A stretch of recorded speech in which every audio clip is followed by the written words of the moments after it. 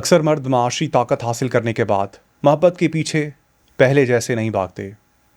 اس کا مطلب یہ نہیں کہ وہ بے حس ہو جاتے ہیں یا ان کو محبت کی ضرورت نہیں رہتی۔ اصل میں طاقت انسان کی ترجیحات بدل دیتی ہے۔ کبھی کبھی انسان کو محبت کی ضرورت نہیں ہوتی، اسے صرف اس خوف سے نجات چاہیے ہوتی ہے کہ کوئی اسے چھوڑ نہ دے۔ اور دولت محبت کو ختم نہیں کرتی، بلکہ کبھی کبھی یہ دکھاتی ہے کہ جسے ہم محبت سمجھ رہے تھے وہ دراصل ہماری ضرورت، خوف یا تنہائی تھی۔